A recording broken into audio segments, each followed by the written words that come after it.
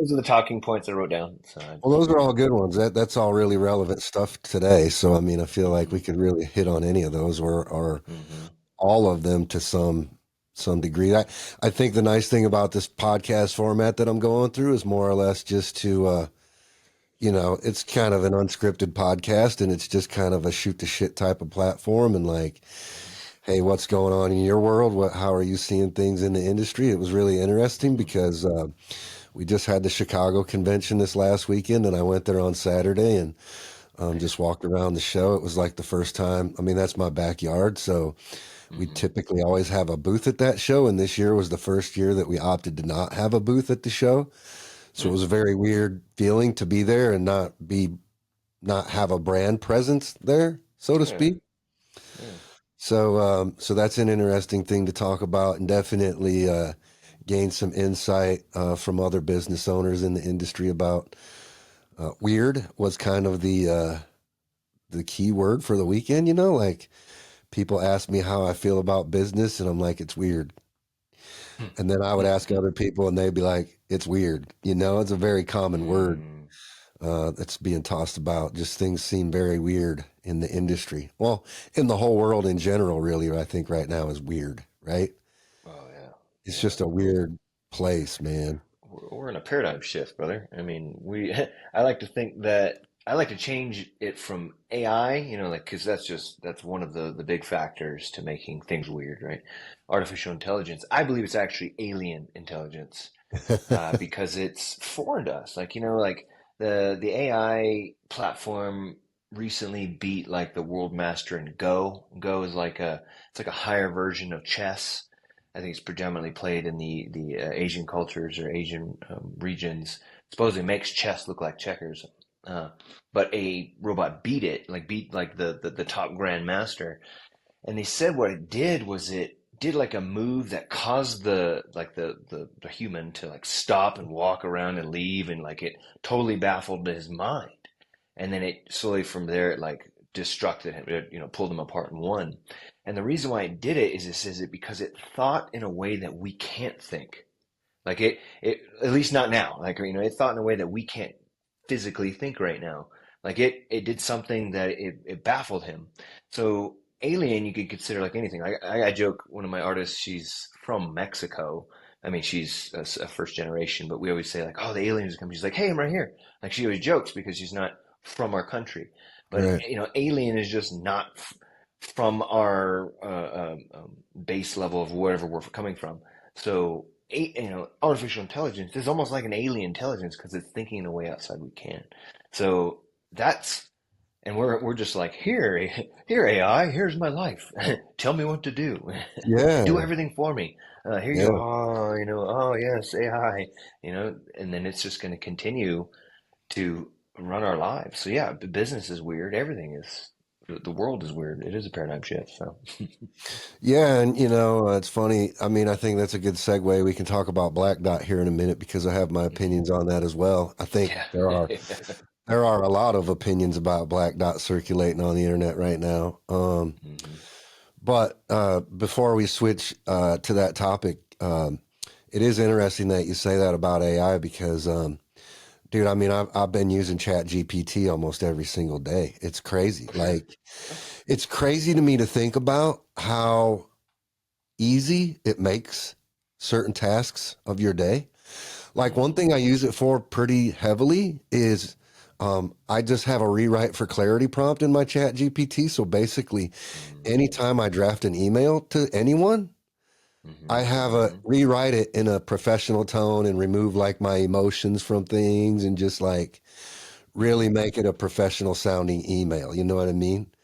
Sure. And I just love the way it restructures my thoughts. You know what I mean? And hmm hmm it condenses my thoughts. It makes it straight to the point. It takes any kind of, like I said, emotion out of hmm business hmm topics, and it just hmm makes it I love it for that. I love to be able to plug things that I write into it and proofread things and uh, break down my ideas and give me summaries on the things that I'm writing. I just love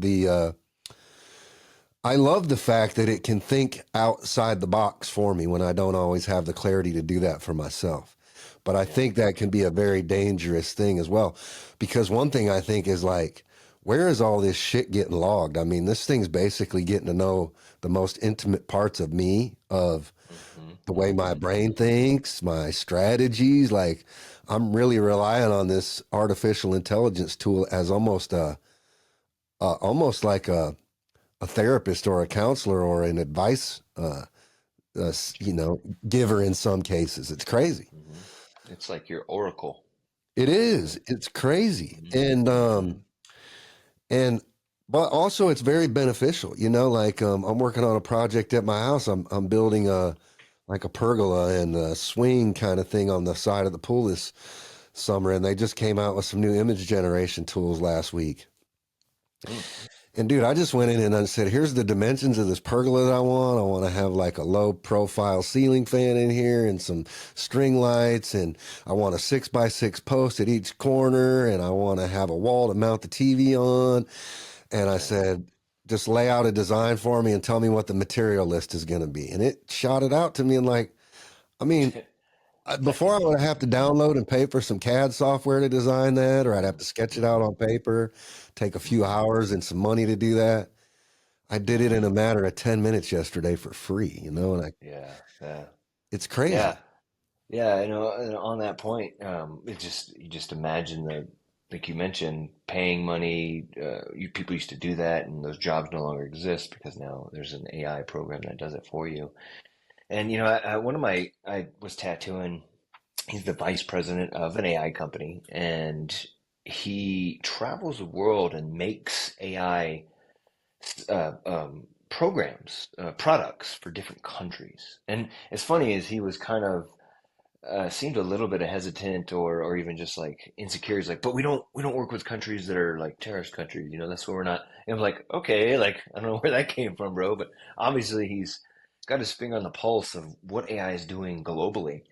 And let's just say in the first 15 minutes of tattooing him, I was like already anxious for the world, and I'll explain why. Because he was saying this is what everything you just described. AI can be amazing, right? It is like it's revolutionizing things.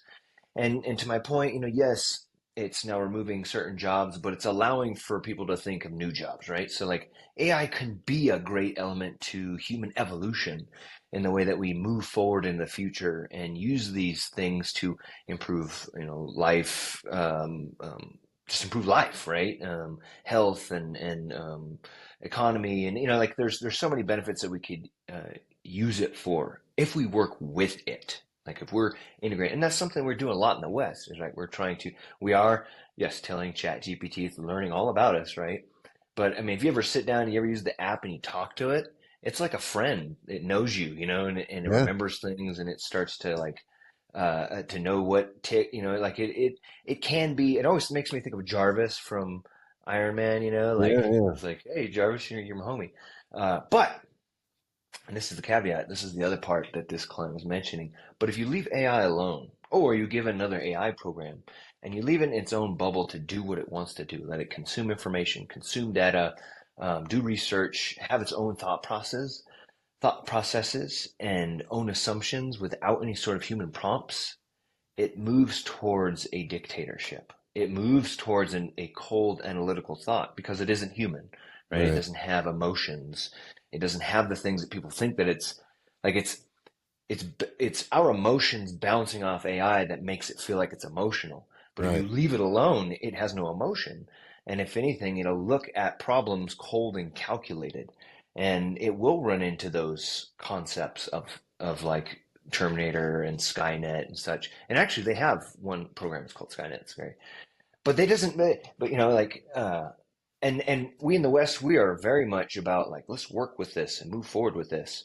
But other countries, and I mean smaller countries, I'm not sure, but I know for ding dang sure China and Russia are uh, letting it do its thing, letting it create its own concepts and teaching it. I mean, the only prompts it's giving is war, right?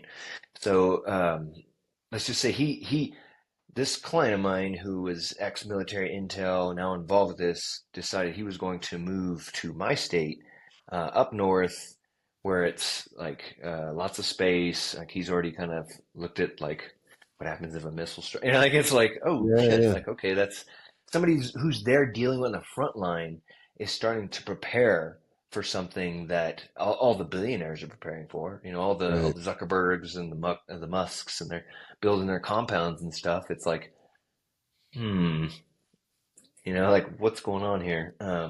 Yeah, it's like we're headed So toward the real life Fallout kind of situation.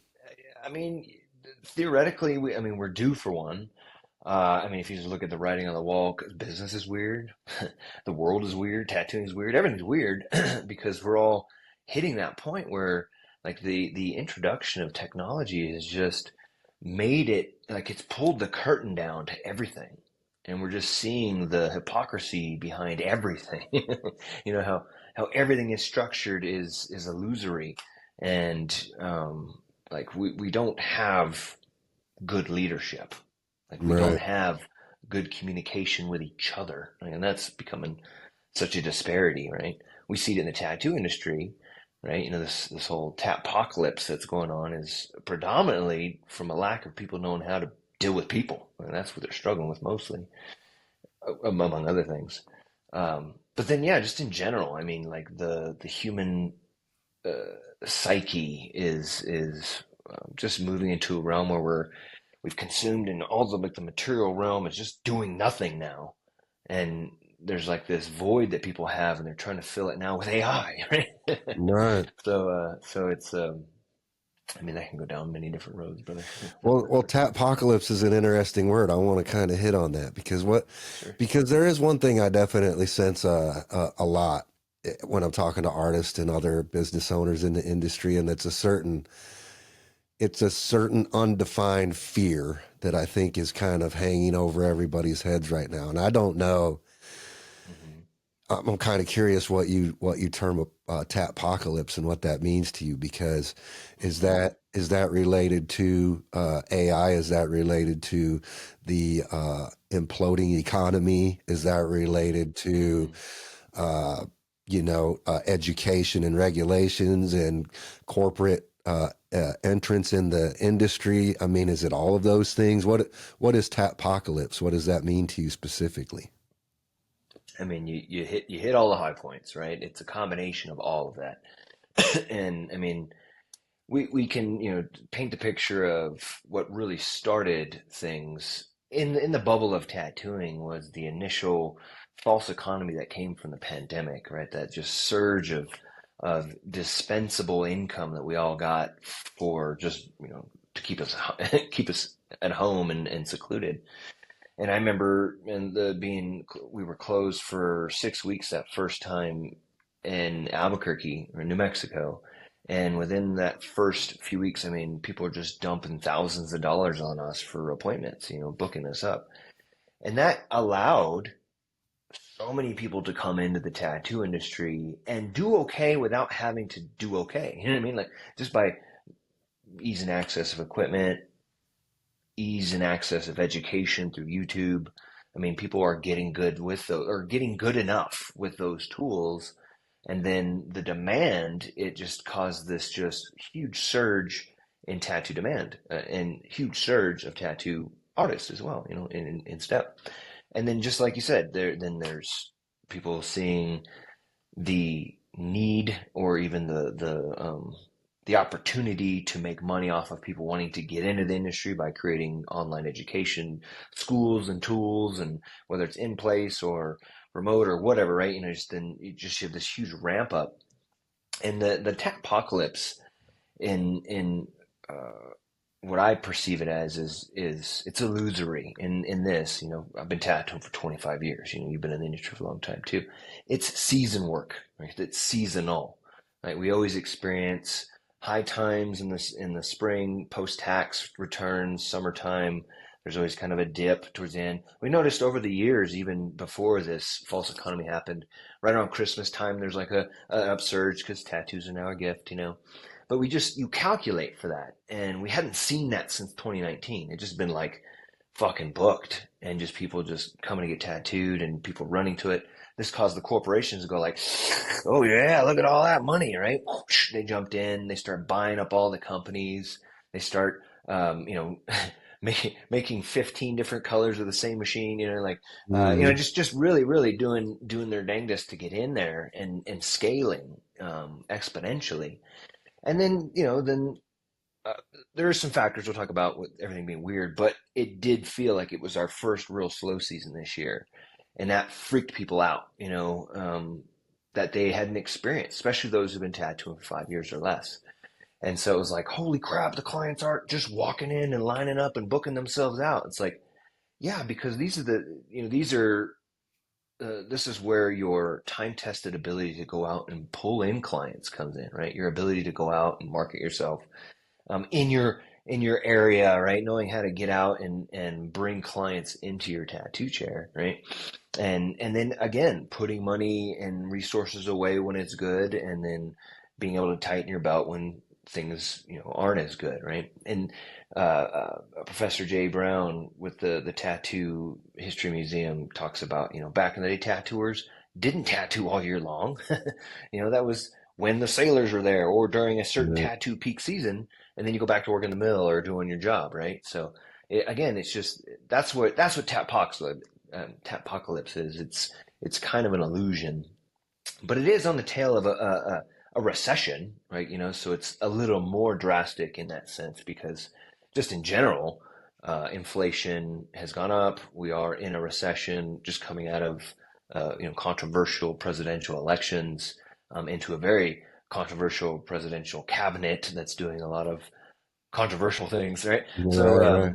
you throw that level of anxiety on an artist who's typically a little bit more sensitive, um, you know who's maybe not as business savvy, that's been dealing with this just explosive thing. It's just this perfect combination, to make people think like it's all going to hell in a handbasket.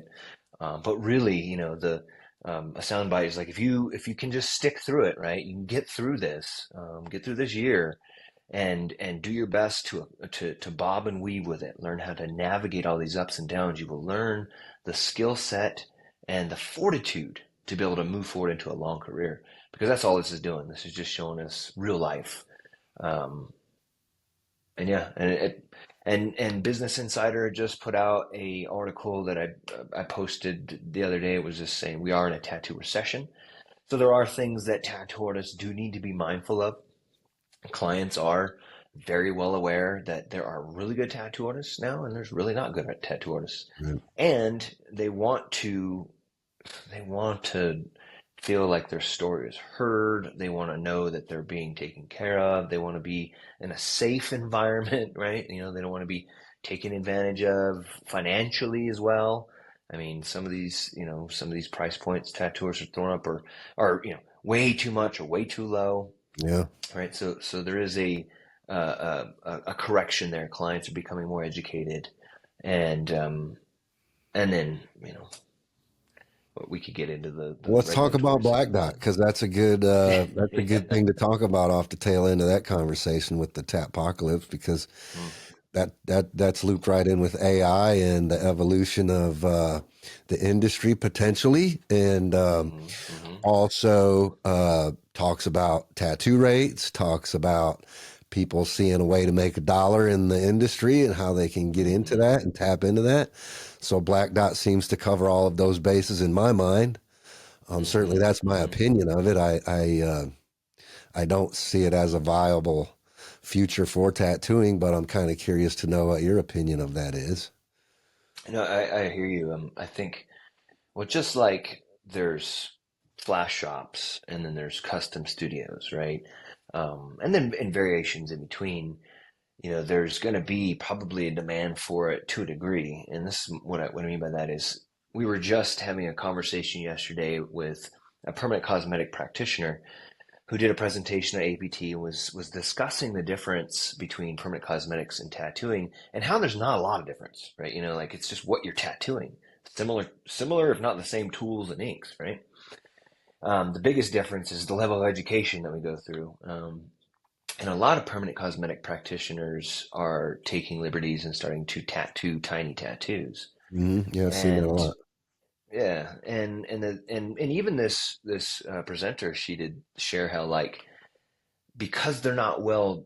trained tattoo artists, the more superficial face tattoos, the tiny tattoos that they're doing on the body are fading and falling out. They're poorly done because they weren't properly trained.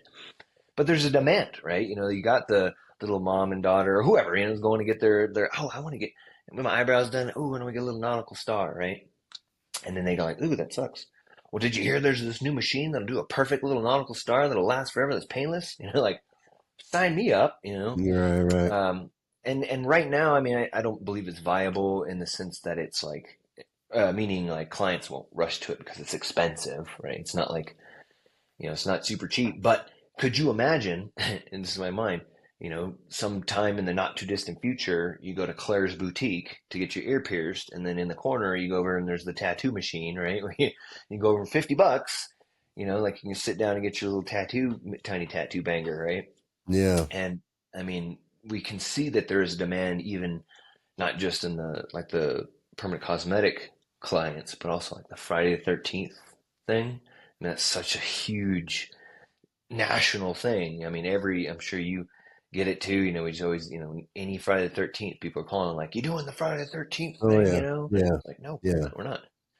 But you'll see them come in, sometimes and they'll have like, 15 little tiny tattoos. I mean, that's black dot clientele right there, right? So Right. Right. that's gonna exist, and I think there will be something for that. But I don't believe it's like the future of tattooing. It's just gonna take a certain demographic of our clients towards it, I'm sure. Yeah. Um, but but it's as I plan on stating in some upcoming content about it, it just shows how it is vitally important that we as practitioners continue to make ourselves irreplaceable, right? Continue to keep ourselves in a place that tattooing has always been. It's a sacred practice, right? It's something that's more than just the art, right? And it's the connection, it's the closure or the new beginning or whatever it is that tattooing is doing. We hold space for that, and that's something a robot can never do. Yeah, I'm with you. I don't ever see something like that completely taking the job away from tattoo artists. Not even close to that. I Mm-mm. do think it could become a thing, like you said, where it's in a Claire's boutique, maybe some point in time. The price Mm-hmm. point would have to come down quite a bit in my mind for it to be Yeah. a viable option on a large scale. Mm-hmm. Because I think I did do a lot of research on the Black Dot thing after I saw that episode of Shark Tank. I wanted to research that Joel Pennington guy. I wanted to find out what his background was and where he was coming Mm-hmm. from because I didn't even think he had any tattoos. And he turns Mm-hmm. out I think he might only have one tattoo that I learned about that he got with that machine, right? And it's something to do with the Smashing Pumpkins album cover, if I'm not mistaken. Mm-hmm. But I had questions about how long have they tested this thing? Are there any clients out there that have had a tattoo on their skin for 2 years that this machine did? How does that tattoo look after it's been in the skin for 2 years? Like you said, is it still there? Mm-hmm. Did it fall out? I mean, how Mm-hmm. this guy is a brainy guy, no doubt. I mean, he's done several businesses and sold a couple businesses and made some money. They've sunk like $7 million into this Black Dot project now. I mean, they've Dang. got some serious money behind it. And Mm-hmm. and it's a lot of investors that have put their money into it. So I imagine there has to be a pretty aggressive repayment business strategy there somewhere. I'm curious to know Yeah. what that looks like. I actually want to reach out to the guy and try to get him on the podcast to learn more because I'm not one of those guys that's going to shit all over the idea. You know what I mean? I'm Mm. the one thing I do like about it is the fact that you as an artist can submit your designs to that. It can become part of the portfolio, and then if someone goes into a Claire's and gets one of your designs, you earn a percentage of that. I think that's great if an artist has an opportunity to spread their work among multiple states, locations, and have people get access to getting a Ben Shaw tattoo or whoever the artist is that wants to collaborate with that technology. I think that Mm-hmm. could be a great thing. So I'm not entirely against the idea, but again, I'm really interested in how do regulations tie into that? Because, Yeah. as a manufacturer in the space, I'm subjected to some pretty hefty government oversight. And what's the government oversight in terms of things like this? Is there any? Have they had to go through FDA procedures? I mean, I really want to understand the ins and outs of all of that. What kind of ink are they using in that machine? Like, Well, yeah. I mean, is it like little cassettes of needles? And I mean, what are the inner workings like? I'm sure it's very well, and then, proprietary. yeah, and when I was doing the research, the way I understood it was that there's some kind of a suction device on the thing. So as it's Ew. tattooing, it's also suctioning up. So instead of wiping, it's suctioning up all the ink and plasma and Oh, blood and whatever. And where is that going? What does the sterilization process on that machine look like from one client to the next? I have a lot of questions, obviously, that we can't answer today, but I really want to, I'm going to try to get the Joel Pennington guy that's the creator of this on the podcast, because I really want to understand more. And I think it's important for him to answer questions like that. yeah. I'm very interested too. Because I just think about the struggle. Like, if you're a tattooer, you don't know the fight we've had in the background when it comes to regulatory bodies and red bag waste, biohazard waste, and how our trash is not, but how many times they've tried to make it that, but if it's all getting sucked into some bag that's, again, if it is in some sort of mall-like scenario, it's like, have you ever seen Idiocracy? Yeah.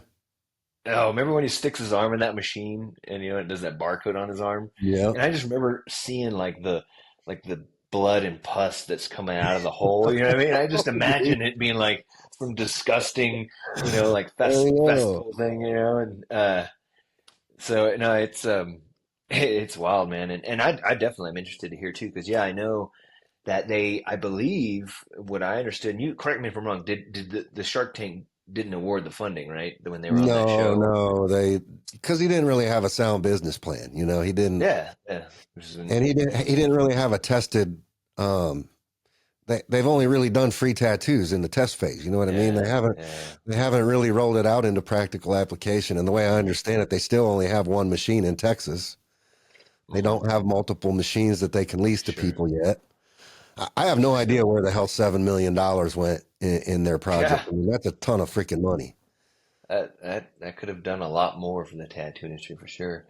Yeah, no, because yeah, I know I love the point you hit, and I did see on the video that it showed a little temporary or a little tattoo on some fake skin, and they were saying some of the needles are like hair-like thin, like so. I mean, we know that's going to look like a blob. It's Right. literally going to be a blob in their skin, which means that they didn't have the appropriate tattoo experience there. And I'm just imagining that, now that you shared this, that, if there's been 7 million investments into this and not seeing sort of viable product coming out of it, you couldn't even make it past Shark Tank, right? That could be the potential death of it, which, who knows? I mean, there may be other iterations in the future, but I'd be really interested in hearing the interview from him.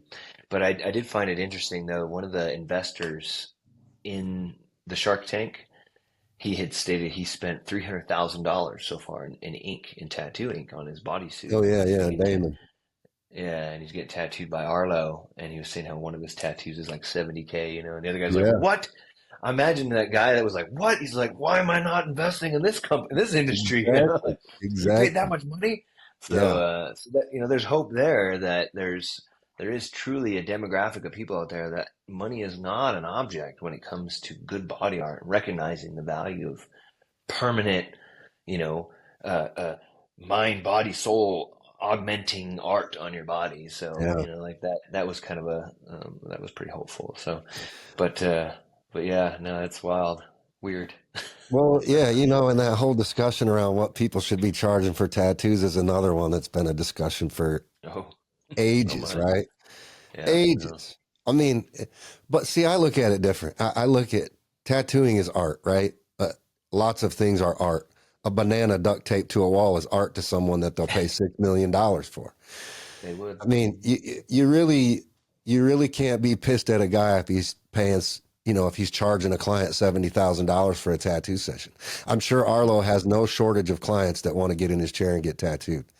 Mm-hmm. Same thing with Mm-hmm. other guys like Nico Hurtado or Kat Von Mm-hmm. D or Sure. anybody. You know what I mean?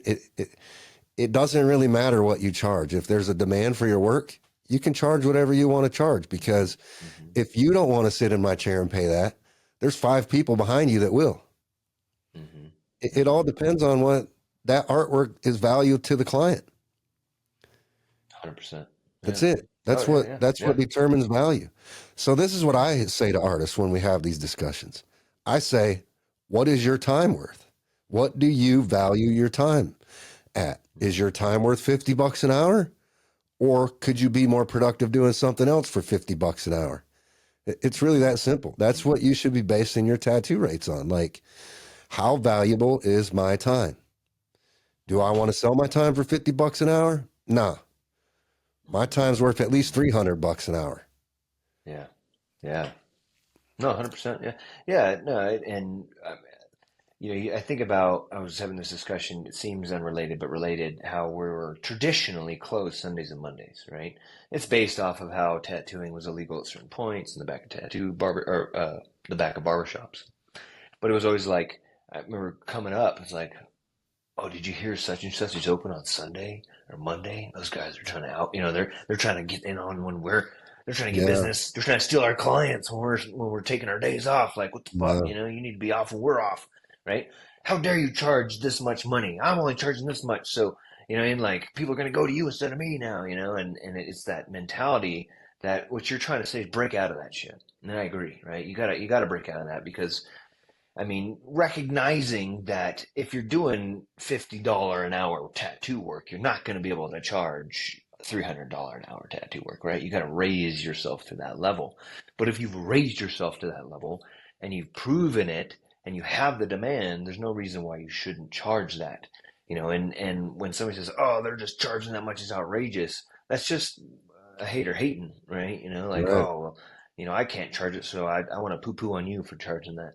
right, Um, and then it gets into ethics and your belief and you know I, I there's a point where I enjoy personally not give there's sometimes it's a joy about I almost want to give you this tattoo because it's more of a part of the like it's no longer about this commerce. This is now communication and relationship.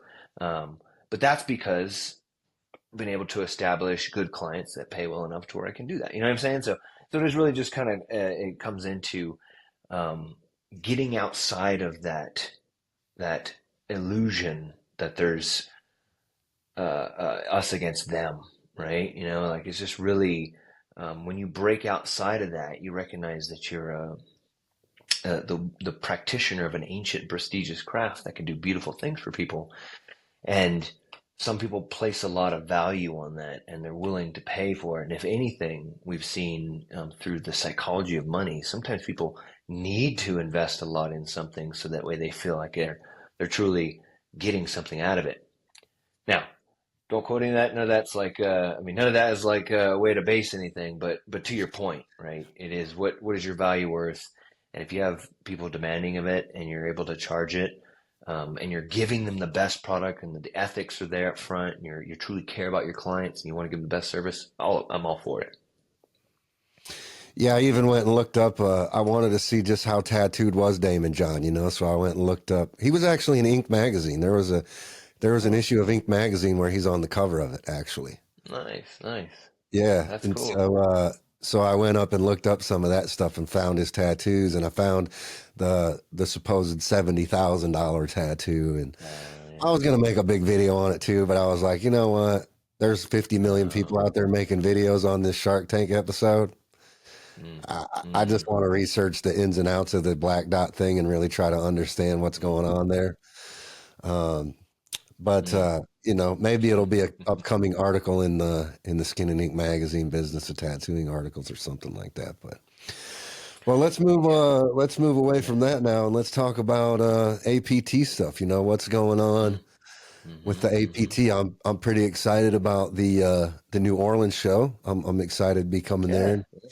and meeting some members. And let's talk a little bit about that and let the listeners know what's going on with that. I think it's important Sure. because I think a lot of people aren't very educated on what the APT actually is. So maybe give a little bit of your history with the involvement in the APT, and let kind of listeners that might not even be aware of what it is know what it is, and just kind of what your efforts are and where we're trying to do with the APT. Sure, sure. Well, just to background what the APT is the Alliance of Professional Tattooists. It is the tattoo industry, I'm sorry, the tattoo practitioners trade organization. We say trade organization because we're predominantly self-employed contractors. We're not employees, which would be then a union. So it is essentially the Tattoo Artists Union, right?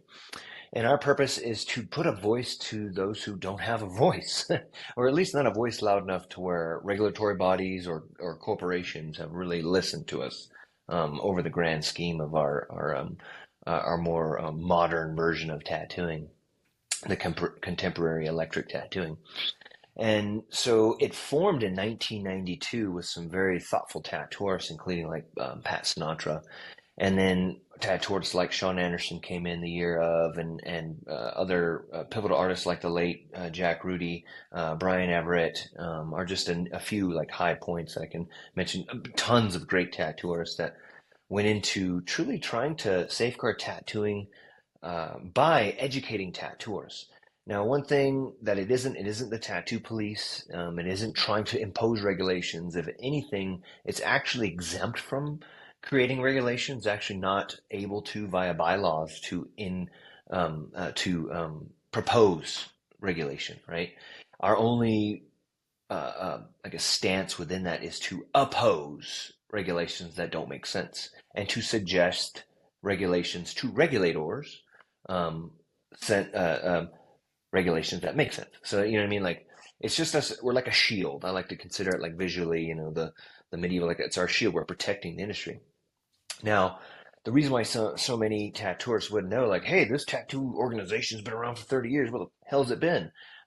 It's been working in the background, but because tattooing up till recently was very arduous, not that it isn't now, but even more so. I think a lot of young tattooers today that use, rotaries and predispersed pigments and disposable everything would never know. Maybe like had a whisper that at one point you made everything. Right? You made your ink, you made and soldered your needles, you built your machines, right? You hand stenciled shit, right? Just to do a tattoo was so much more time consuming. I mean, like 10, sometimes 10 times more, right? I mean, quick side note, when I got started, we didn't even have thermal faxes. Like we did everything hand stenciled. So you design something, you slap it on the skin, you realize it needs to be a different size. Well, fuck, come back in 2 hours because I will get that stencil ready, right? So tattoo artists had a hard time keeping up with the times in that technology took off, the tattoo industry took off.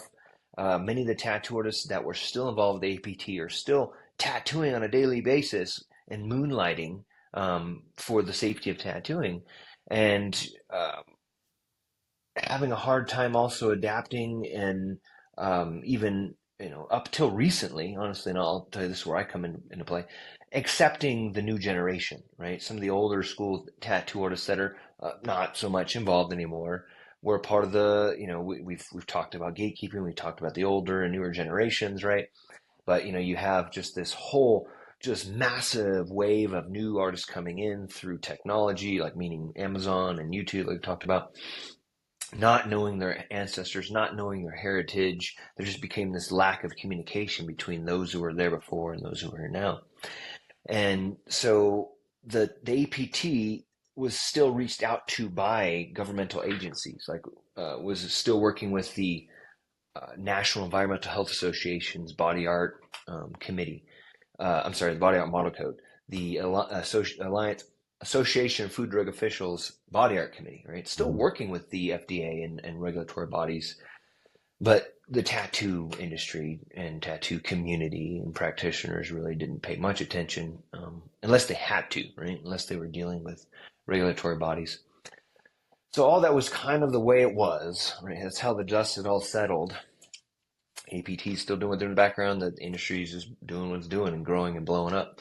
And because of that blowing up, there was stuff going on in the regulatory side that started in Europe where they wanted to impose these very strict regulations on tattooing, which they did impose. They're REACH compliant tattoo inks.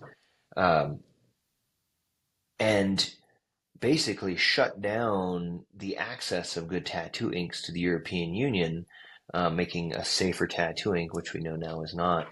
Um, and all this was taking place. The APT was still, not maybe hands-on directly with it, but navigating it and communicating with those involved with it.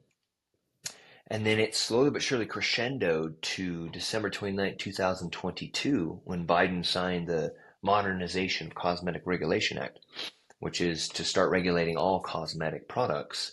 If it can be sprinkled, sprayed, rubbed on, applied to the body for the purpose of beautification in any form or fashion, it's now under this act. And tattooing is now under that. We are considered a cosmetic practice. And they want to, because this part of the industry, the corporations, the blowing up, doesn't communicate with this side over here. Well, you got the government in between going like, well, if we don't have any sort of feedback, we'll go with what the European people are doing, right? And that's where we were like, fuck no, right? Because you're talking about removing 4,000 ingredients from our tattoo inks, which are time tested. We're not having so much sort of health concern. There's like no major issues with it.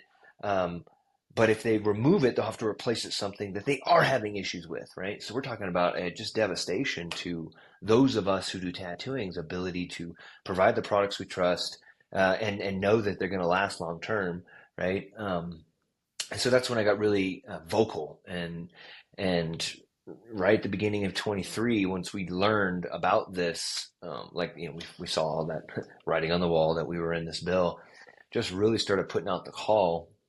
And that's where we did, like yourself and those who care about the industry but really didn't know where the APT was, where it was, or if it still existed, or if it existed.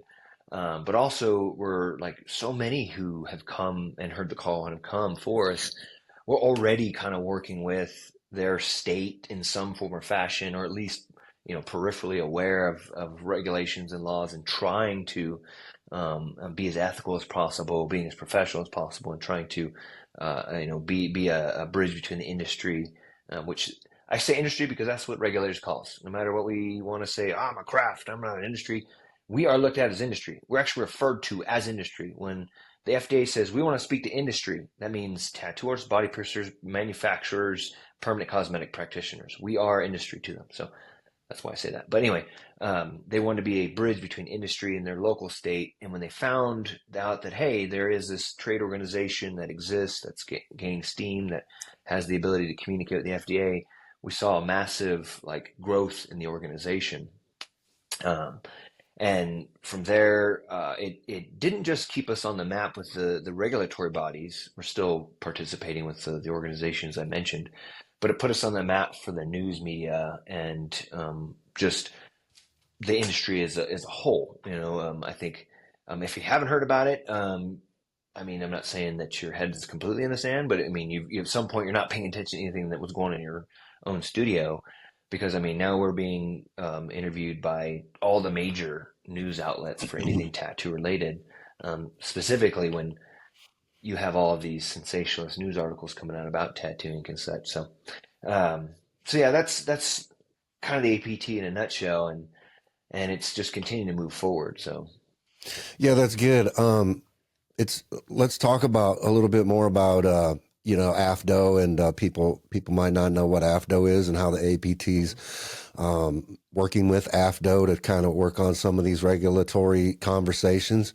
yeah, I think that's important to highlight because it's interesting to me being on the manufacturing side and having discussions with other manufacturers in the industry, hmm how little people, well, some people actually do know about even what's going on in their own backyard related to the manufacturing of their own products. I think I've been an advocate for regulations for a long time, just from the manufacturing side of things, only because Lidocaine's a big one to me. I did a video a while ago on lidocaine and the dangers of lidocaine, and it's a really alarming thing to me in the tattoo space because it's very, while it's an FDA regulated product, it's also a very renegade manufactured product.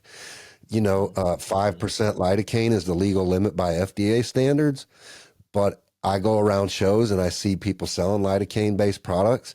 Sometimes they're not even aware of how much lidocaine's in the product. They have no education about the drug lidocaine itself or what to tell people, what they should be telling people that are coming up to their booth and possibly buying that.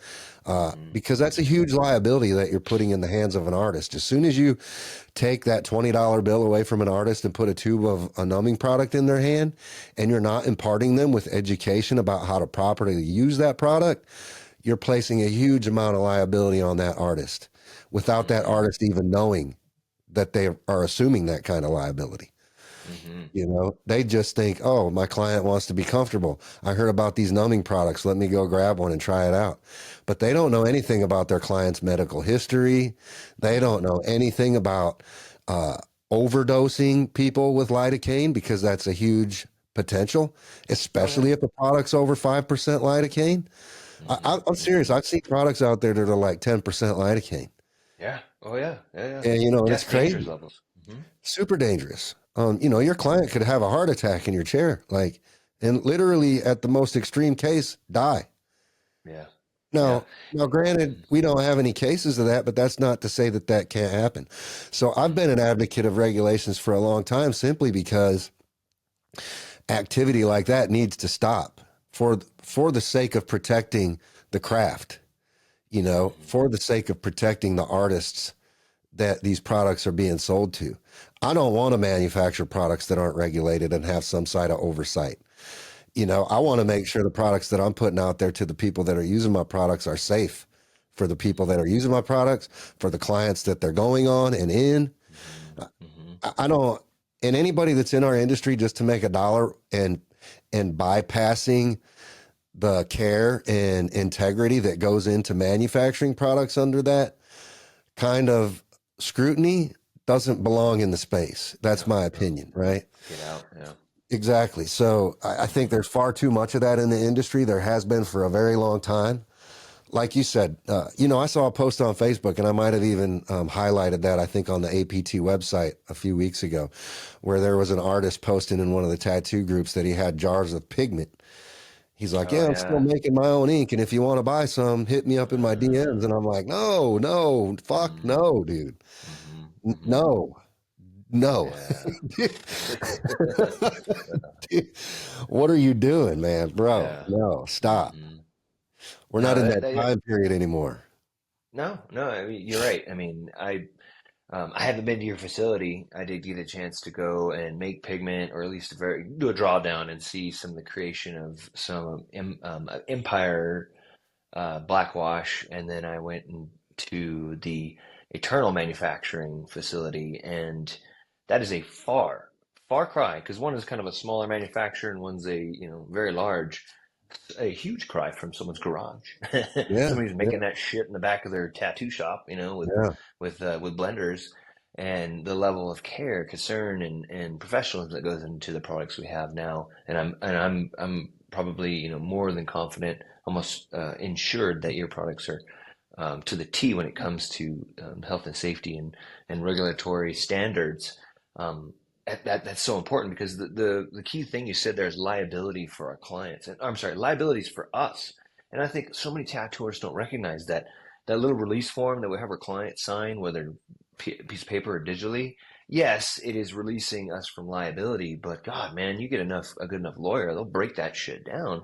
And if we're putting shit that we really don't know in and on our clients, and if something bad happens to them, like we are the most liable, hands down. Like, and many manufacturers can wipe their hands of it. Like, oh yeah, here's this product. Hey, I sold it to them. It was, it's got a label on it, right? Yeah.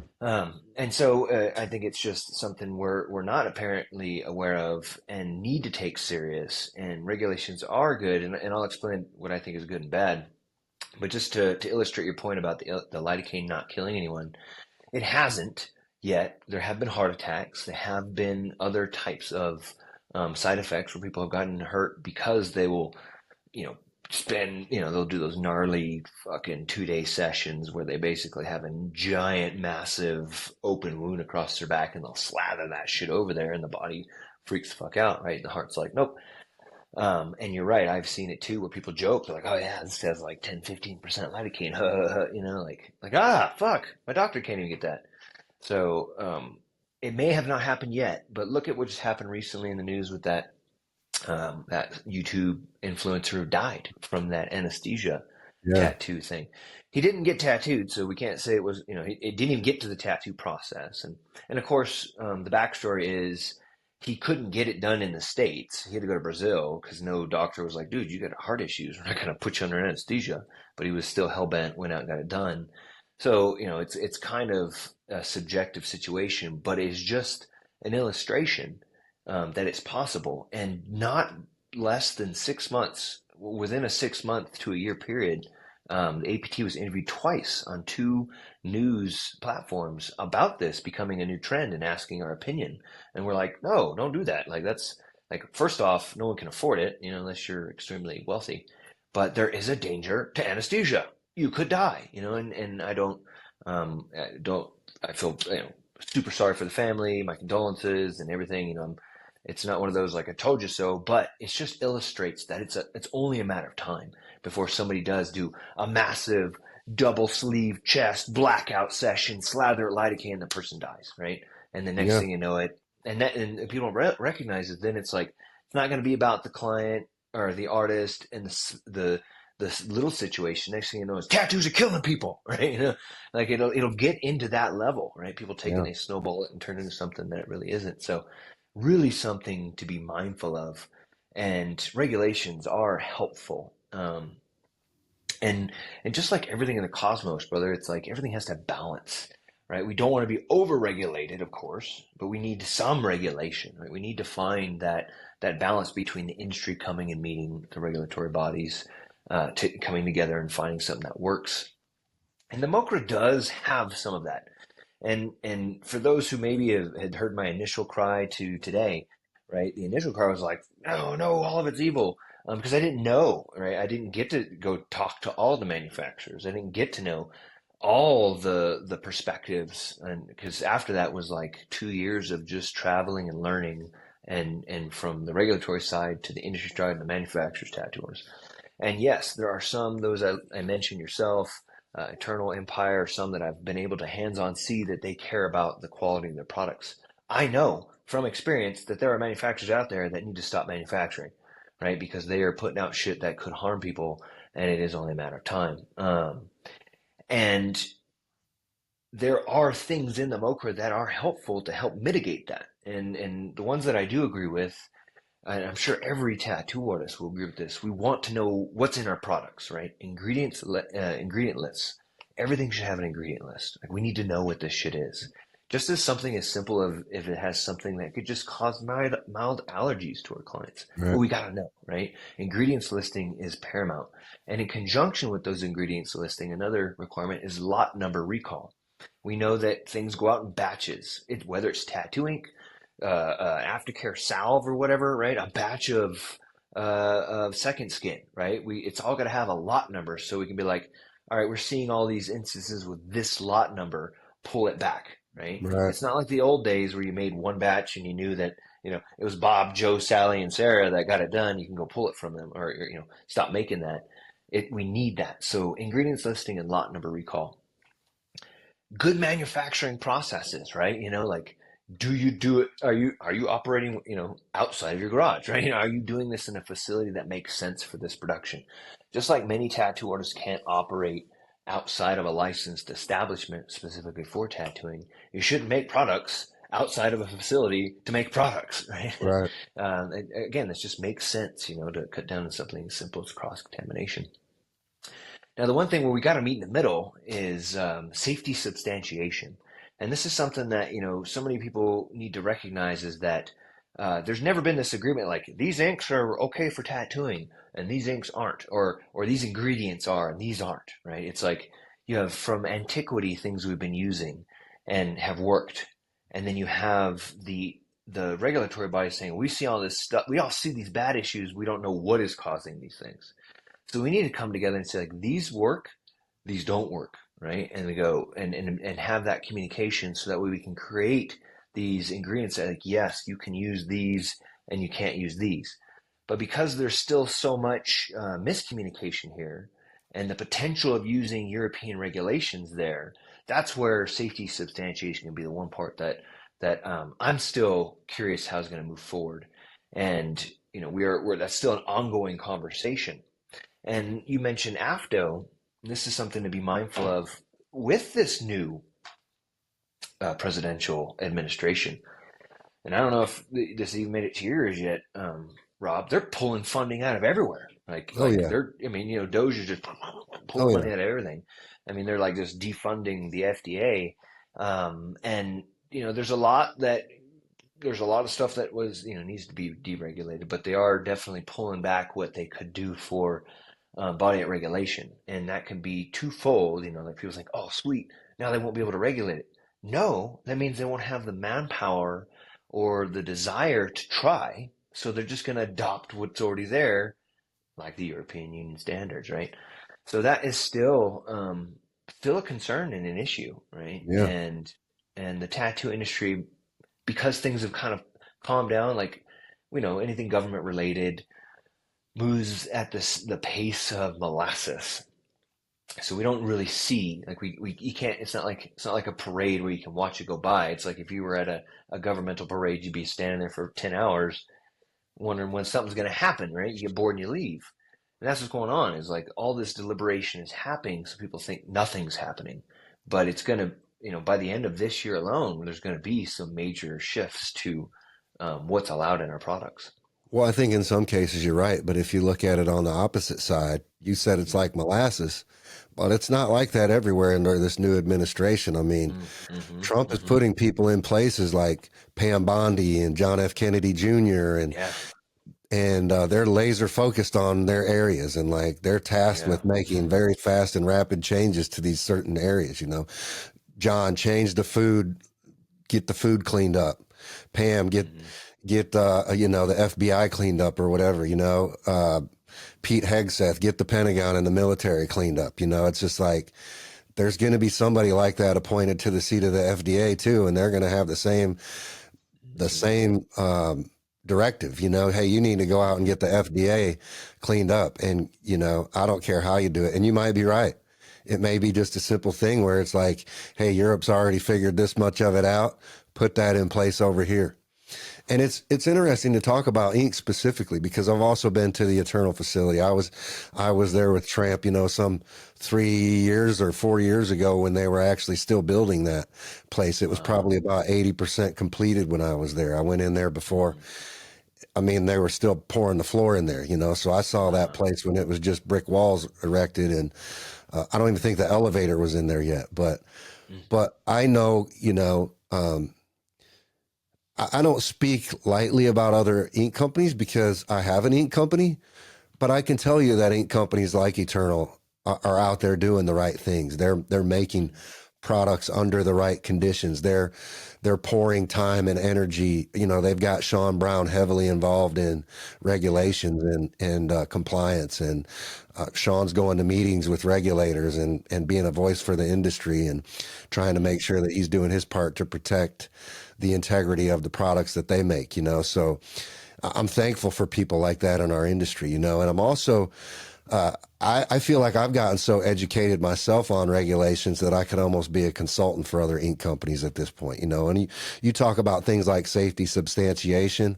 I've had to put together whole dossiers for Electrum Ink, you know what I mean? So like, Mm-hmm. if Mm-hmm. you as an artist come to Electrum Inc. and say, hey, what's in your product? Let me see your SDS sheets. What are your ingredients in here? I can give you all of that. I Mm-hmm. don't know that other companies can. In fact, and I know some can't because you're Yeah. right. There are a lot of people still mixing stuff up in places where they shouldn't be mixing stuff up, and they don't care about regulations. They just care, oh, I can still sell my ink today. I'm going to still Mm-hmm. sell my ink today. So if I could give one piece of advice to any tattoo artist that gives a shit about what you're putting in your client, take the ink you're using, reach out to the manufacturer of that ink and ask them for all the information they can give you on that product. Because if they can't give it to you within an hour of you asking for it, you might want to think about what you're using, because the ones that can are the ones that are investing the time and the money into making sure that their products are safe. Thank you for tuning in to this episode of The Business of Tattooing. If you like the content, do me a favor, hit that like button, subscribe to the channel, and drop a comment and tell me what you thought about this episode. Also, if there's a guest that you'd like to see on a future episode of The Business of Tattooing, let that be known as well. My goal is to provide educational and informative content that helps you in both your tattooing and business careers. I work hard to produce this content. I'm a one-man show, so your support goes a long way to help make sure that we reach maximum viewers and get our content out there in front of the tattoo community. Once again, I appreciate your time. Now let's get back to the show. You know, we could have had product released in Europe 2 years ago under the REACH regulations. I literally just sent our pigments over to Europe, the labs in Germany, to have them tested last week. We're just now going through the process of trying to get REACH compliant inks. And distributors have been hounding us for REACH compliant inks for 2 years. And I'm just like, we're not there yet. I'm not comfortable with where they are. I'm not going to put those out in the marketplace. They haven't been tested long enough. We haven't seen how they look in the skin after a long enough period of time. I'm just not going to stake the whole reputation of my company on trying to make money on a product that I'm not comfortable putting my name on. You know what I mean? So we're finally there. We had to overcome that green and blue pigment ban. You know, that was the longest part of it. I mean, that takes away a lot of your palette when you can't use those pigments anymore. Yeah.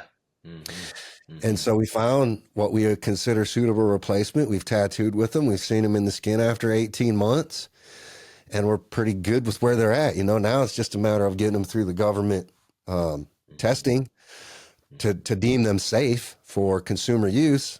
And if they are, then we'll release them in small batches over there, and we'll start getting some feedback from artists over there in regards to how they feel like they perform. But I don't get good feedback on REACH inks from over there. You know, the companies that have released them, I don't think the artists have been really pleased with the performance of them, you know? So, No. and it's a tough situation to be in, especially if you're an established ink brand that's already been selling ink in the European space for 10, 15, 20 years.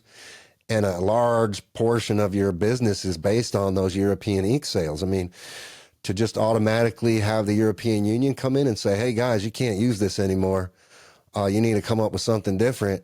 Well, that just means you took away what, 40, 50, 60% of my sales? I mean, that could cripple a company. Yeah.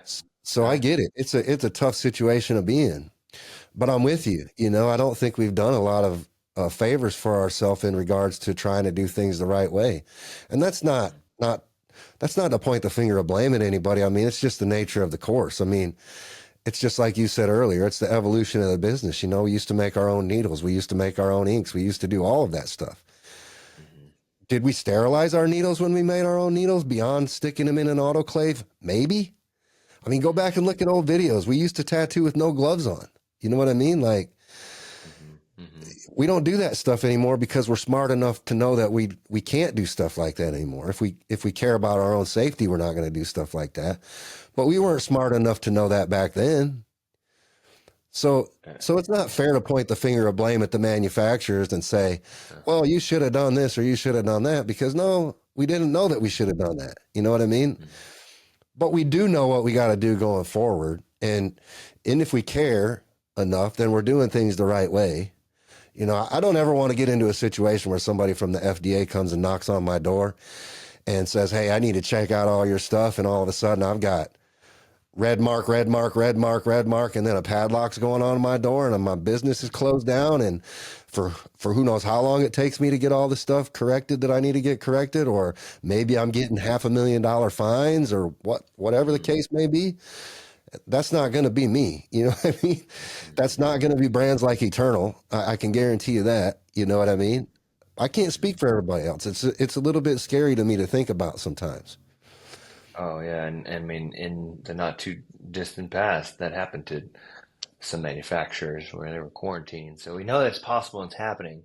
And and I mean, I hear you on what you're saying with a lot of the feedback from the Reach products because recently we had just gotten a poll back about the satisfaction or dissatisfaction with a lot of tattoo artists feeling about Reach compliant tattoo pigments and having bad reactions or responses to it. Not just the what does it look like over time because it's still quasi fairly new, right? It's still within a decade of what are these tattooings going to look like in the body and how much of it's falling out, how much is just very watered down and washed out, and then because they had to replace tattoo ingredients with something that's approved but never been tested in the skin, they're having some reactions, and some people have even complained that there have been hospital visits from it. Now, was it from the tattooing specifically, or maybe something with an unsanitary procedure? We don't know specifically, but we just know, like you said, that the general perception of Reach products is not favorable, and it doesn't mean like I'm really hopeful for so knowing someone like yourself that's so adamant about the quality of your products that you do have one that's starting the process that we may move into a realm where there are products that can be adopted by in case we do end up getting saddled with this, Reach compliant tattoo pigments from the EU because just as you mentioned, this new administration is like boom, boom, boom, and I think of RFK. Like I'm all about clean, healthy food. I think our food is poison unless you've gone through and doing the due diligence, just like getting your good quality inks. You got to get your good quality food. But if it's like if I'm just looking at this paper and this tattoo industry has like we don't have the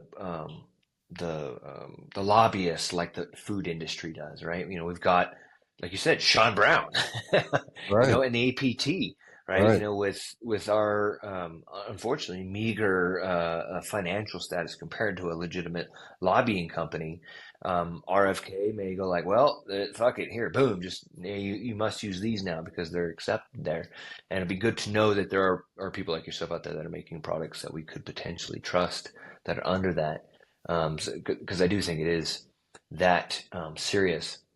Now, you did mention like companies like Eternal, yourself, and there are those out there who can afford to navigate these changes, but the majority can't, or majority of them aren't, or they maybe don't care to, right? They may be like, sweet, this is my opportunity to cash out, right? But we think about who can. And at the beginning of this conversation, I briefly touched on PMU doing tiny tattoos, Yeah. right? But we also think of what is attached to the PMU realm, right? The permanent cosmetics, the cosmetic realm, right?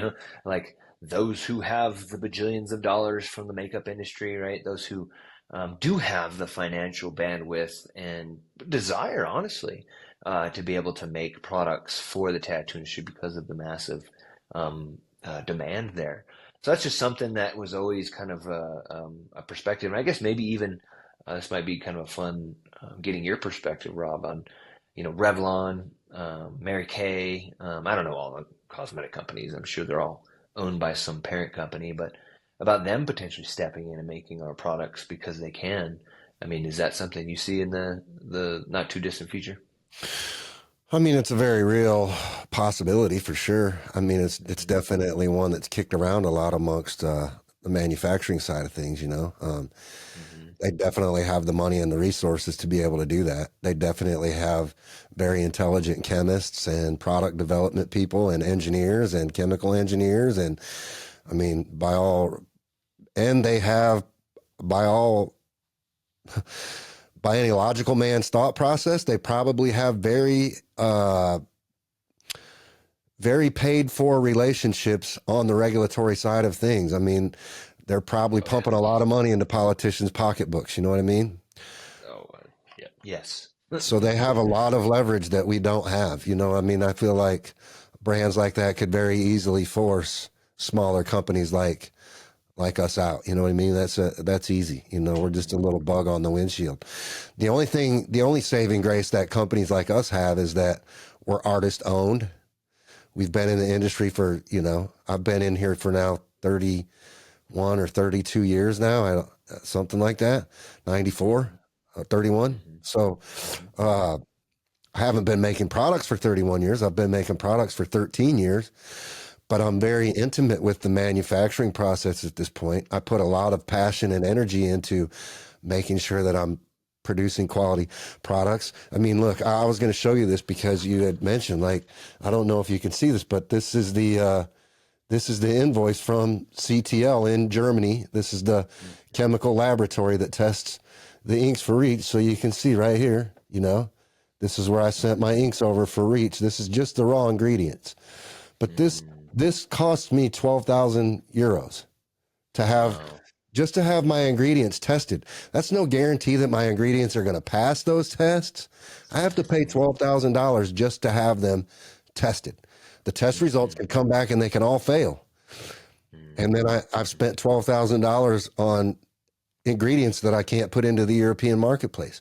But the point Hmm. is, we're paying the money to have that done and do things the right way, you Hmm. know? Hmm. And I have no problem putting that information out there because I believe in running my company transparently and being honest with the artists that are using our products and proving that we're doing things the right way. I could show you the same things with MOCRA and the FDA where we've registered all of our products with the FDA now at this point. Every Yeah. single one of our inks is on the FDA's database. You have to upload every single ingredient that you're putting in the inks. Hmm. You have to upload the percentages of them in there. And Hmm. who knows what they're going to do with that information? You know what I mean? Don't Hmm. know. They're probably going to compare it to the Europeans' notebook and they're going to say, well, hey, Europe banned all these ingredients, but these guys are still using all these ingredients in the United States. Are they safe? Are they not safe? We don't know where they're going to go with that. Hmm. We don't even know where the REACH regulations are going to end up because, like you said, they don't have enough data to really substantiate whether what they've put in place is or is not substantial or valid enough. That stuff's probably going to change 100 times over the next 10 or 20 years, and Yeah. ink manufacturers are going to have to constantly shift and pivot to keep their inks in compliance. They could come back 2 months and say, hey, I know we said you guys could use this green pigment in place of this green pigment, but turns out the data is showing that this green pigment's not safe either. Come up with Hmm. something else. Hmm. And Hmm. eventually things like that, if you have to go through this process where you're paying X amount of dollars every time you got to have a product retested, and and you're not an artist in Europe aren't happy with the pigments that are coming out there and they're subsequently not buying those products, you can't afford to keep doing those tests. Guys that are my size can't afford to keep doing that. And there comes a point in time where you have to be like, hey guys, this isn't viable for us anymore. And that certainly opens the doors for what you just mentioned, these big cosmetic brands to come in because those guys don't even have to pay that. They have laboratories right in house where they can test all this stuff. Yeah. Yeah. No, yeah, yeah. No, it's funny. Well, it's not funny, but one of the things, like I mentioned, once I started to really dig deep into the just everything tattoo related, specifically around the ink realm with Mokra, was just the just level of not only do people didn't know what the APT was, but that the majority of tattoo artists, or so many of them, didn't know that their tattoo products were owned and already owned by corporations, right? So not even knowing who's the those that are actually um, um, the ones behind the manufacturing, right? Like it is from just a lack of knowledge and foresight, and because, like you just said, if you don't have these European manufacturers who are able to afford to be fluctuating with these ever changing regulations, and it's hurting them to making them make products that aren't good, that's forcing tattoo artists to buy their tattoo inks illegally. Right, and that's something that we have seen as well as tattoo artists still wanting to use the European tattoo artists still use the products that and inks that we're using here in the United States, and they have to go about it in a legal manner.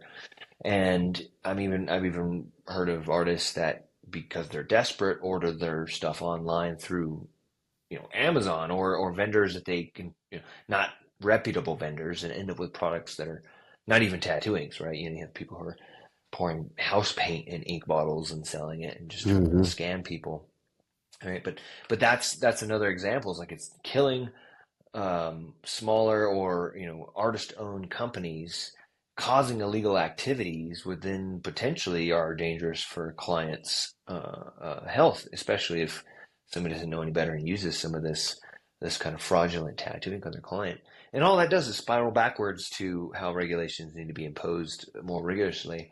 And all of this could have really have been not maybe not avoided so much as just mitigated by industry participating more, and knowing how to step in and have those conversations with these regulatory bodies to ensure that they know, like, hey, like these things work. We're giving you background. We're giving you feedback that these products we've been using for X, Y, Z, and these things are safe. And have a beneficial, constructive conversation on how to get regulations poised in such a way that makes sense, as opposed to being in the situation we're in right now. And yeah, I mean, it is very realistic that we do get saddled with European unions and reach compliant tattooing because of all the money being sucked out of the regulatory bodies, and very aggressive people like I said, RFK in the health realm, that's just like, lopping heads off, just doing what he sees best. So I mean, we could be really running towards that. Now I do know, and I know your opinion is uh, maybe not the most favorable. I don't know. I don't know. Like you could tell me.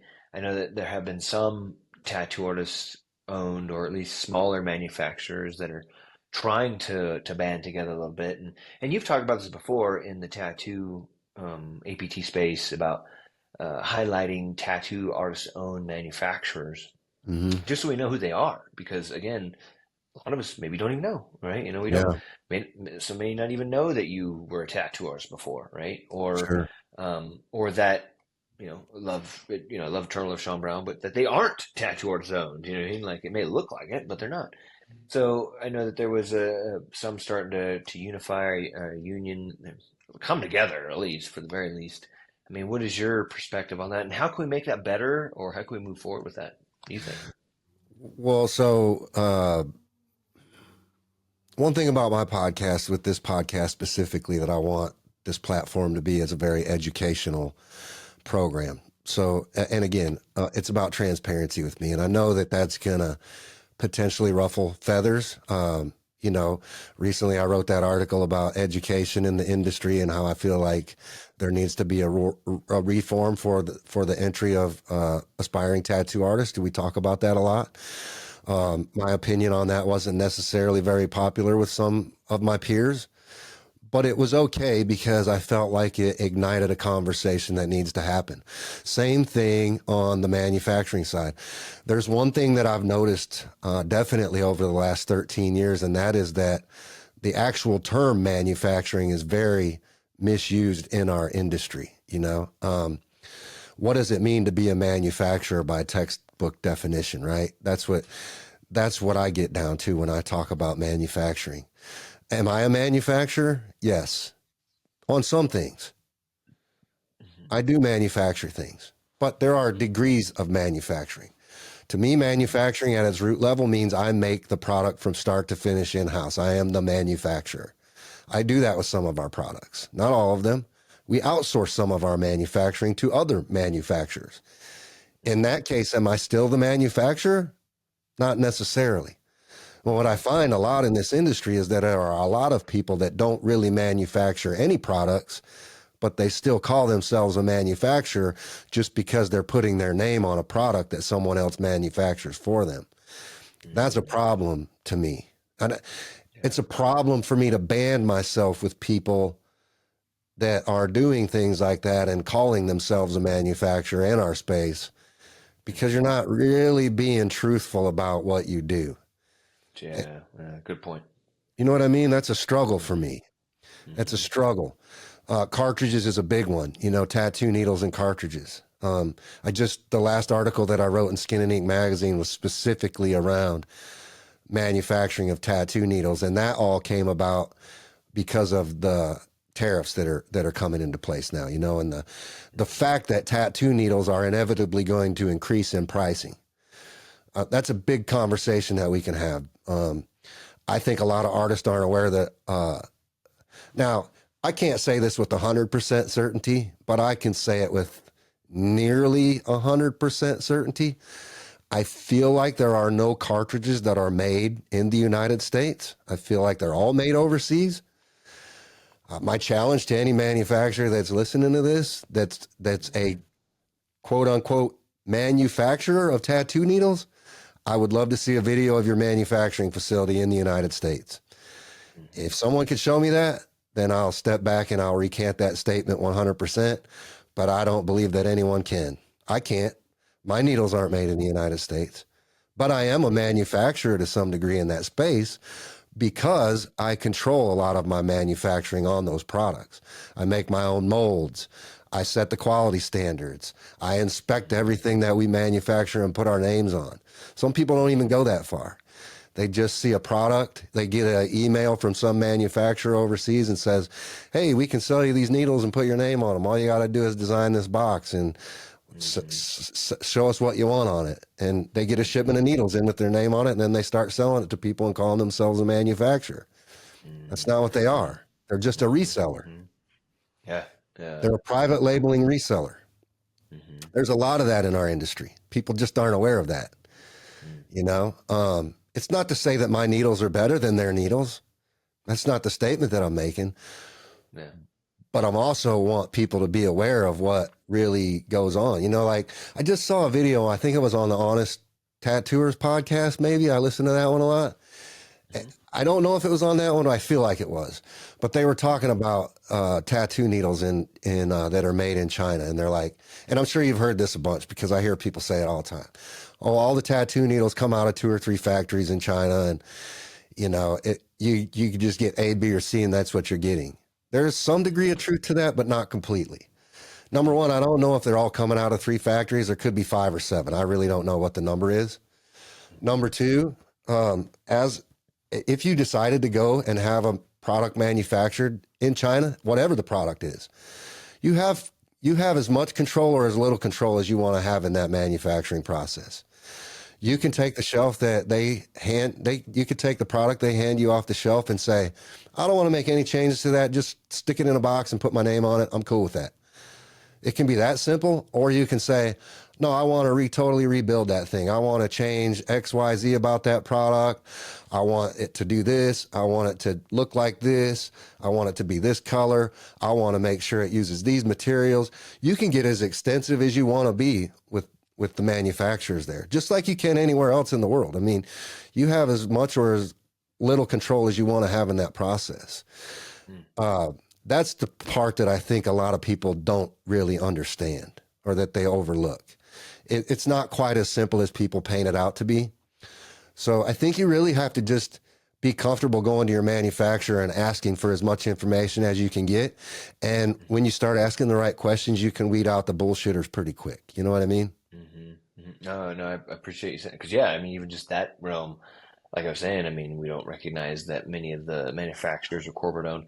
Many of us, maybe, I mean, I didn't know there was only 3 to 5 to 7, right? You know, actual cartridge manufacturers that we get all of our stuff from, you know, and that, I mean, it's funny you say it because I even have a local manufacturer. He's in town. He's a tattooer. Has been around forever, but he has his own line of cartridges, and he calls himself the manufacturer. And you know, in your mind, you're just like, oh, cool. He's in the back of his fucking shop making these little things, you know. But no, Right. instead he's just being like, I'll order this, put my logo on that. And the thing is, I love them though. So I love the cartridges, um, but no, I appreciate you sharing that because that's so important for us to know. And especially because of that, you know, because so many of it's predominantly coming from one funneling area, China, and the tariffs are coming, you know, like they're either here or coming, right? That's going to drastically affect things. And I mean, I recall you mentioning in a comment a few weeks, months ago about, you know, you saying tariffs come in and that you will do your best to mitigate that overhead, you know, that cost to us. And I appreciate and respect that. I know for sure there's going to be manufacturers or distributors or resellers or whatever we want to call them who aren't going to take that same stance, right? We're going to see our boxes of needles just going up. And that's, but then, you know, I brought this up in a post, right? Just talk about tariffs and it's going to affect the price of our equipment. And it's funny, is so many of them, like the responses I get were like, first off, well, I guess it's time to go back and start making our own needles again. Yeah. And it's like, well, cool. You're the 5% that's around that could still do that. Um, but where are you going to get those ingredients? Where are you going to Right. get that needle? Where you get that steel for those needles there, friend? Even the raw materials are still going to probably be expensive. Um, and then so many of them were, it's just like, oh, we have such a high price point already, or we already make so much a profit margin off of the equipment and such. And it's like, well, what are you using? What are you using that it's just such a drastic shift there that you feel like you can still charge the same amount and pay these increased prices? Your profit margin is going to shrink. You're obviously going to translate that to a higher price to your clients, which means you're going to have to, justify why you're increasing your rates to your clients, improve your services, Right. improve your customer service skills. But the other part that I thought was really important for people to recognize, especially on the non-ethical resellers, because now you help me delineate manufacturer reseller, right? And it's the resellers we're probably more concerned about. It's like, oh, well, that high quality product that I was using before that's pretty safe and is made with good ingredients that I really like is now too expensive. So I'm gonna actually opt for that cheaper shit that you got, that better price point, so I'm not getting hit so hard with the tariffs. Still put my name on it, still put my reputation behind it or whatnot, but just let that fly, right? And people don't recognize now. It's like I always use these cartridges, inks, whatever, and they felt like they were the same, or they were. It's still the same brand, but I'm getting these weird responses to the tattoo. I get something that people don't see that trickle down, right? Yeah. They don't see how that's going to affect everything.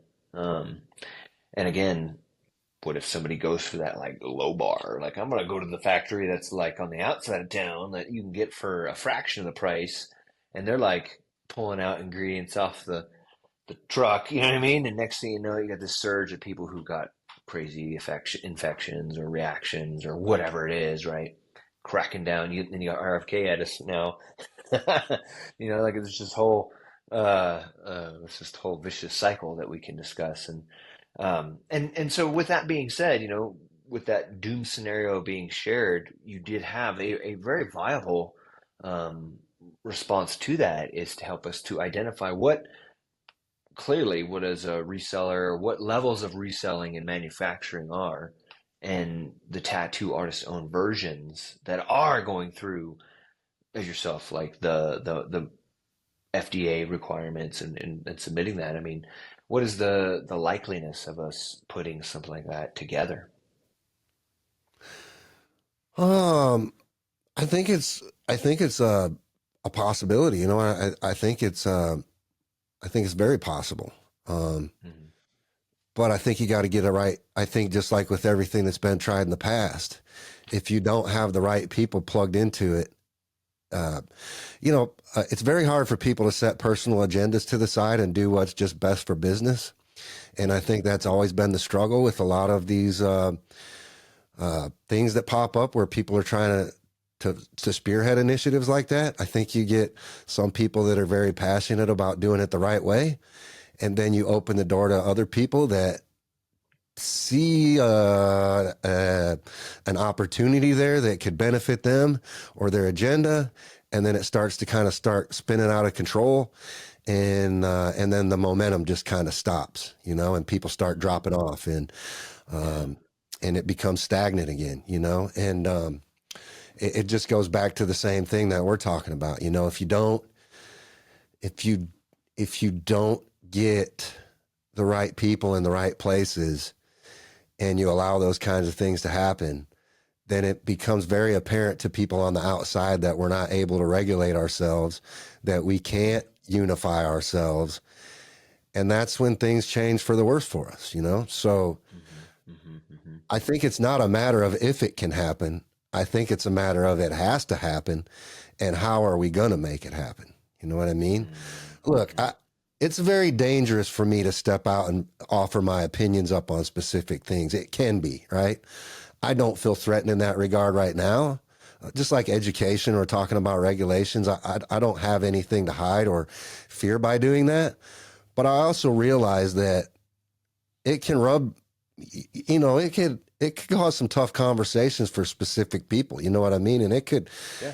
it could shine a spotlight on people that don't want a spotlight shined on them. And if I'm the catalyst of that, then, that could have a repercussion towards me.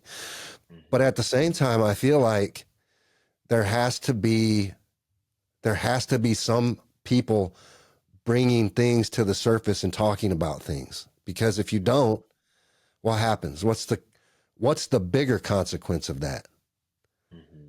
It Hmm. goes far beyond just my personal consequence. It has a far wider, broader reaching consequence if people aren't doing those things.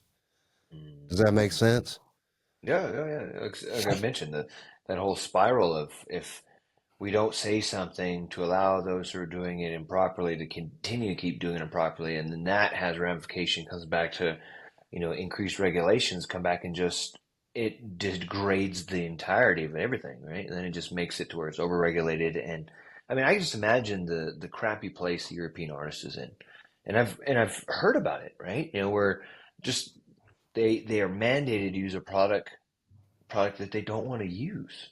Like they don't want to use it, but they have to use it. And I have a screenshot showing reach compliant consequence. Basically, like you're talking like 50,000 euro fine for Mm-hmm. getting caught using our products, up to 3 years in jail. I mean, like that's some serious shit. That's keeping people. I mean, I'd talk to artists that wouldn't like they would tell me these stories, but they wouldn't go on camera where they were talking about they would keep all their reach compliant inks out, like visibly. Like, this is what I use. But when they go to tattoo, they're in there reaching there grabbing their American products or non reach compliant. So much so that one of my chats with the European artist said that the whatever regulatory body, the health departments in their area would actually come and bypass the ink bottles and go right for the ink, right? Like go to take samples of the ink. That And was in it's their like, that was in their caps on their workstation. yeah, yeah, Yeah, yeah. yeah, and going in to, What are to, they to see what actually they're using? actually. Exactly. And so that, I mean, that just causes fear and anxiety, and that just kind of compounds that illegal activity. Like we talk about, even like no one did anything about the regulations. No one like, oh, fuck it. Like, well, then if we got to use this shit, then we'll just bypass it, get the illegal stuff. Well, then you just cause this illegal activity, and then you're causing these consequences for these artists. And again, if you're scared to operate now, you're going to not tattoo professionally, right? It's going to end up in your house or somewhere illegally, right? Or they're going to quit altogether, right? So we don't want to be in that same situation, and it does require us to really point at those things we don't want to point to.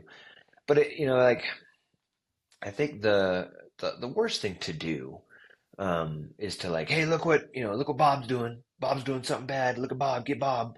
Because that does nothing but cause Bob to react in a way that's not beneficial, right? Right. I think the most important way, and this goes even to like when artists join the APT and are like, man, we ain't got no regulations in my area. We need to have regulations in this area. And it's like, yes, but we don't want to give all of that control to the government. Like we don't want to give it away.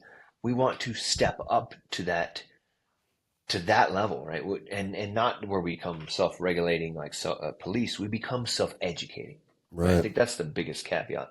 And you've dropped some little nuggets in this interview right now. Like if you are curious as to the quality and safety of your products that you're using, go ask your manufacturer. You should be able to say, show me what's in my product, show me what's in my ink, show me what's in my skin, show me what's in my where are you getting your needles. And if they can't respond in a fashion that's agreeable and satisfying, or they bypass it or dodge you, that's a sign. Ah, okay. So if you have enough artists going like, I'm going to I'm going to Bob's, tattoo supplies, and he can't answer us, well, then let's stop going to Bob. So Bob's gonna be like, well, fuck. Like it wasn't one person that did this. It was just an increased amount of people becoming displeased with my product. So now I need to either change or get out. And this goes with tattooing. So I always tell if you educate the clients of what a professional tattooist looks like, whether they have the appropriate licensure for that area if it requires it. Or simple things like you go in and they don't have any porous surfaces, right? You know, like you go in and a tattoo shop has carpet and fabric everywhere, like they've done no Red bloodborne flag. pathogens training. Like, right? You know, like if it smells like a cigarette and green soap, like man, they haven't done any cleaning. You know, like Yeah. If they and got this is porno gonna mags on the table in the lobby, it's probably a bad time. yeah, right. Oh goodness, I mean for reals. I mean like in just Yeah. those little things, like you know where you treat it professionally, where you're not. And this will help the marketplace bear them out. And Brian Everett has said this multiple times, and I respect him. I consider him a friend and a mentor in our industry because he is heavily involved with everything we've been talking about. He always says the cream will rise, meaning he's been around, right? Where he started off in the knuckle banging era. To I worked for Jason Willis at one point, who had worked for him, but split off and opened a shop. And for years, he was scared of Brian because he thought Brian was going to come break his hand. But Yeah. you know, eventually they came together because Brian got older and wiser. And but he saw that like going from like the tattoo shop to you know like so many around us. It's like you can't get held down by that. You just got to keep elevating yourself and educating those around you so those who can grasp on that knowledge can rise with you, right? And then those who don't rise with you, well then, you know, that's for them. Like it's I think it's so important for them like, oh, I can't survive in this. I need to get out. Or, you know what? I really want to be here. I'm gonna rise as well. You know, I think that's the most I think the most effective way that the industry is going to improve is just we Yeah. all keep elevating ourselves, whether we're tattooing, manufacturing, reselling, you know, whatever it is, educating, you know, just keep rising it. And that's ultimately, you know, who's going to be there when the smokes settle after this year, right? Who's here in 26 is probably going to be here in 2030 and beyond because they've been able to navigate what happens in our industry. This, right? Yeah. You know, so. Yeah, you're right. I like that. I like that analogy that the cream will rise. I haven't really heard it put that way, but I like that because I think that's a very accurate way to look at it. I do. Especially seeing the things that I see out in the tattoo world on a daily, weekly, monthly basis. You know, Hmm. Hmm. I say it all the time. I was talking to Troy at Eternal this weekend at the Chicago show, and I said, you know, I really don't think there's going to be very many ink companies out here in 10 years. Like, I just think there's going to be a few of us. Like, I think a lot, and I think that way about a lot of product manufacturers. I think a lot of them are going to disappear just by attrition. Like, they're they're not going to be able to to afford to go through the regulatory process. They're not, you know, it's like I think about like stencil products, for example. Like I was just having this discussion with somebody last week because oversaturation is a big hot topic in my world, right? Like Hmm. when I developed Electrum stencil primer, there was only one other product on the market, and it was stencil stuff, and that's what I was using as an artist. But I developed a Electrum not because I wanted to take a piece of stencil stuff's market share. I didn't even set out with the intent to mass produce a stencil product. I just needed something that worked better for me in my process as an artist. Because I found when I was getting into sessions that were in excess of 4 or 5 hours, I was losing my stencil, and stencil stuff just didn't perform the way I needed it to. And Hmm. so I set out to just make something better that worked for me in my studio. And then I started letting other artists use it. And they were all like, oh my God, this stuff's great. And then I sent it to my buddy out in Oregon who had an ink company at the time. It's not there anymore. And he used it and he went and rant and raved about it. And he was like, dude, you need to do something with this. This is like a revolutionary product. Like other artists should be having access to this. And that's kind of how that all took off, right? But now, when you look at the market today, I don't even know how many freaking stencil products. I mean, there's got to be fucking 70 of them. I see new ones popping up all the time. It's crazy. And in my mind, I'm like, you can't possibly improve a product 70 times over. It becomes a point in time where you've just diluted the pie and the marketplace so much, it's not profitable for anybody anymore. Hmm. And Hmm. what's the point of it at that point? It's the same thing with aftercare. You know, people come to me and they're like, "Oh, I got an idea for a new aftercare." I'm like, "Are you going to do it better than Richie Bulldog's doing it with Hustle Butter? Because if you're not, Hmm. why? Why Yeah. even try?" Hmm. That Hmm. market is Oh yeah, already yeah. diluted so freaking much. Like, why would you go into that space? You know what I mean? For what? Hmm.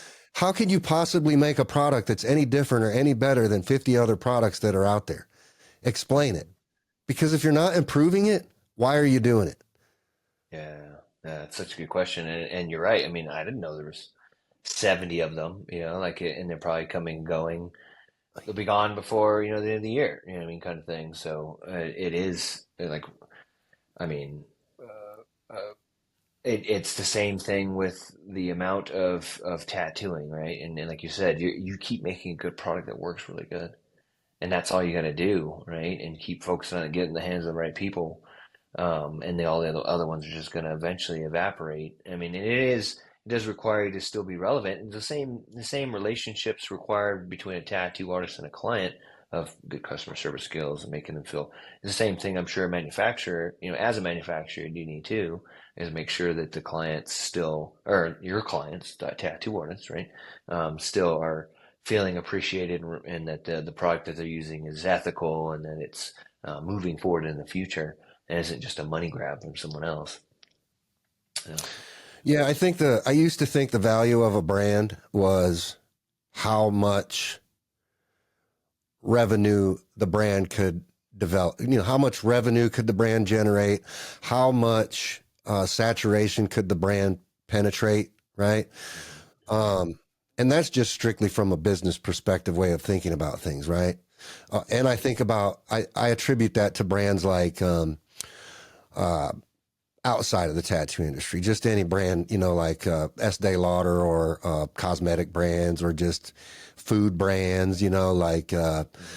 like Oreo cookies, for example. You know, how does Oreo Hmm. cookies compete in a space with 50 other cookie brands? You know, this is Hmm. not like a thing that's just exclusive to the tattoo industry. It's like Yeah. this everywhere. You go to the Yeah. tire shop to get new tires for your car. You got 10 or 12 different brands of tires, Bridgestone, Goodyear, Pirelli. I mean, what's different between all those tires? Who really knows, right? Hmm. Hmm. What it boils down to is what is the best quality product out there and what offers the most benefit. I don't think the value is in how much product you can add to your product line anymore. I think the value is in what the value is to the consumer. That's where the value in a brand comes into play. It's like Louis Vuitton, right? Like, why is someone willing to go pay $4,000 for a Louis Vuitton bag when you can essentially get the same or a damn near very close rival bag that doesn't have that name brand on it for 50, 60 bucks? Really, what's the Hmm. difference between those brands? You know what I mean? Hmm. That's how I think about things in today's landscape, because Hmm. everything's so product price driven. Everything is so price Hmm. driven in the marketplace today. Yeah. I mean, God, dude, I buy clothes off of Temu and freaking these freaking shopping apps now. And I know this stuff's all coming from China. But dude, I'm not going to go to the mall and spend $100 on a pair of Banana Republic jeans. You know what I mean? Like, for what? Yeah. Why? No, yeah. Yeah. I Oh, don't yeah. care that much about a name brand. You know what I mean? I just don't care. I just care that it's comfortable. And that's it. Sure. Sure. Yeah. Yeah. No. Yeah. My buying habits are the same. I buy like this is our local powerlifting gym, and I'm wearing some pants that probably had way beyond their lifespan. But you're right. It is about really what's the best quality, what's the best value you're getting out of it. And I think that's just something. Again, we kind of started this conversation off about weird paradigm shifts.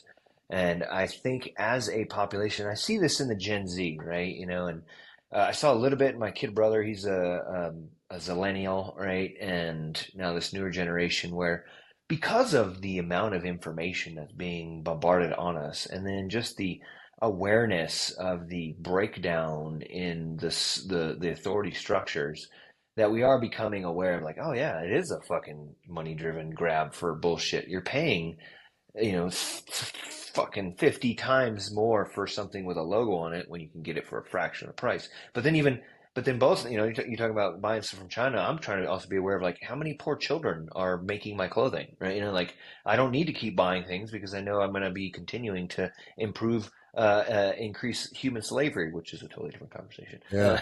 But you know what I'm saying? Like I think this newer generation, although we can all complain about work ethic on different levels, the knowledge, the awareness is there, right? And I think that's probably has a lot to do with it. Like, why work hard into a system that you know is breaking apart, right? I think it is time to rebuild systems, and I think the foundation of those systems is to stop being involved with a system and start looking in ourselves and finding that accountability within ourselves to improve every situation that we're in and everything that we're engaging in as ethically as we can. Looking to more altruistic objectives, and then also looking to each other as a peer, as a fellow person in the same boat. You know what I mean? And not looking at people what you can get at them, but what you can give to them. Right? I think that's the big paradigm shift right now. Is like we have to. And just go back to tattoo industry because this is very germane. Is start working together, start communicating with each other, start educating each other, and start education in like sharing truths, but like being like we have to be the ones who are the ones that are the first to the door, right? Like we're the ones that are going to take the most bullets whenever we're trying to be a part of this paradigm shift. But being vulnerable with people and telling them truth and being honest with them and telling them what we know, we don't know. Tell them when we do know things and we don't know things, and to point people in a direction that's always towards a higher truth. To just keep trying to raise that cream, just to be a Yeah. part of that. You know what I'm saying? Yeah. That's our only option because if we're trying to, like you said, look at things as the traditional consumerist. Capitalist way of things, that's a sinking ship that's going away, right? Like that's obviously not a viable long-term strategy. And I mean, just our world is weird because of it. Yeah. Yeah. So, Yeah. And it's a weird place to be too, Ben, because, you know, there's a million ways that you can look at and break down a problem, and within every problem, you can find 10 more problems that you have to solve. yeah, yeah, The more you start peeling back the layers of the onion, the more things you start to uncover and the more truths you start to uncover behind specific things. But every one of those truths requires another answer. You know what I mean? And so it's really about how far do you want to dive in to learning about specific things. I did an extensive study on what it would take to manufacture needles in the United States. I've written a complete and entire business plan on it. I've figured out what it would cost to start the process. The price of needles would have to raise by 60 or 70% to manufacture needles stateside. wow, I wow, don't believe that our industry can support that. I don't see that ever being a viable option for us. Like, mm-mm, I just don't think it's going to happen, especially when you have platforms like Amazon where you can go and buy stuff direct from Chinese manufacturers.